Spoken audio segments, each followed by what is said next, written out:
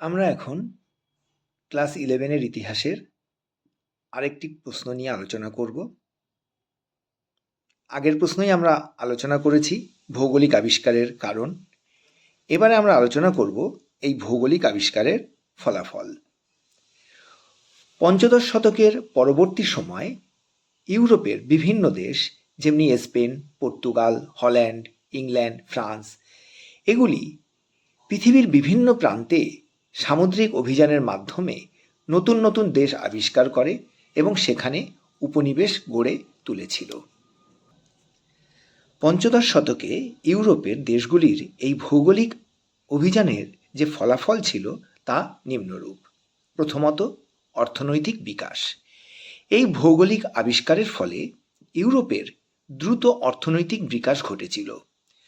নতুন আবিষ্কৃত এই দেশগুলির সাথে বাণিজ্য শুরু হয়েছিল এবং বাণিজ্য শুরু হওয়ার ফলে ইউরোপে বাণিজ্য বিপ্লবের পথ কিন্তু তৈরি হয়েছিল। দ্বিতীয়ত, মর্যাদা বৃদ্ধি। ভৌগোলিক আবিষ্কারে যেসব দেশগুলি সাফল্য লাভ করেছিল তারা কিন্তু তাদের মর্যাদা বৃদ্ধি পেয়েছিল। নিজেদের মর্যাদা বৃদ্ধি করার উদ্দেশ্য নিয়ে অনেক দেশের রাজারা তারা কিন্তু এই ভৌগোলিক অভিযানে উৎসাহ প্রদান করেছিল। তৃতীয়ত, কৃতদাস আমদানি।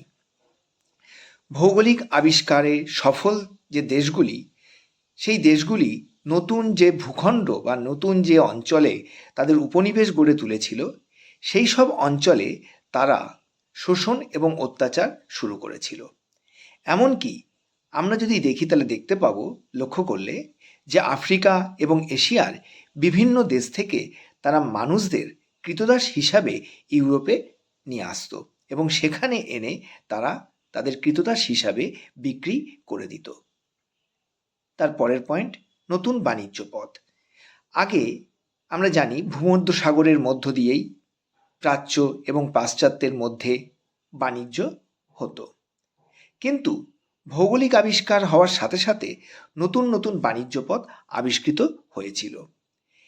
এই নতুন বাণিজ্য পথ আবিষ্কৃত হওয়ার ফলে ভূমধ্যসাগরীয় বাণিজ্য পথের গুরুত্ব আস্তে আস্তে কমে যায় এবং আটলান্টিক মহাসাগরকে কেন্দ্র করে যে বাণিজ্য পথগুলি, সেগুলোর গুরুত্ব ক্রমাগত বৃদ্ধি পায়। পরের পয়েন্ট, সোনা আমদানি। ভৌগোলিক আবিষ্কারের ফলে আমেরিকা থেকে ইউরোপে প্রচুর সোনা আমদানি করা হয়, যার ফলে ইউরোপে দ্রুত অর্থনৈতিক উন্নতি ঘটতে থাকে। পরের পয়েন্ট, বাণিজ্যে ইতালির প্রাধান্য হ্রাস। যখন ভূমধ্য সাগরের মাধ্যমে বাণিজ্য হতো তখন ইতালির প্রাধান্য ছিল সর্বাধিক। তার কারণ এই বাণিজ্যের প্রধান যে বন্দরগুলিকে বা যে শহরগুলিকে কেন্দ্র করে এই বাণিজ্য হতো তার বেশিরভাগই ছিল ইতালির। সেই জন্যে ভূমধ্যসাগরের মাধ্যমে যখন বাণিজ্য হতো তখন ইতালির প্রাধান্য ছিল সবচেয়ে বেশি। কিন্তু এই ভূমধ্য সাগরের গুরুত্ব আস্তে আস্তে কমার সাথে সাথে ইতালির শহরগুলির যে বাণিজ্যিক গুরুত্ব তাও কিন্তু ক্রমাগত কমে গিয়েছিল। পরের পয়েন্টে আসি, ব্যাংকিং ব্যবস্থা। ভৌগোলিক আবিষ্কারের ফলে ব্যবসা বাণিজ্য খুব দ্রুত বৃদ্ধি পেয়েছিল, আর এই ব্যবসা বাণিজ্য বৃদ্ধি পাওয়ার সাথে সাথে আগেকার যে মহাজনী প্রথা তা কিন্তু বিলুপ্ত হয়ে যায় এবং ইউরোপে আধুনিক ব্যাংকিং ব্যবস্থা বিকাশ লাভ করেছিল। পরের পয়েন্টে আসি, মধ্যবিত্ত শ্রেণীর উত্থান।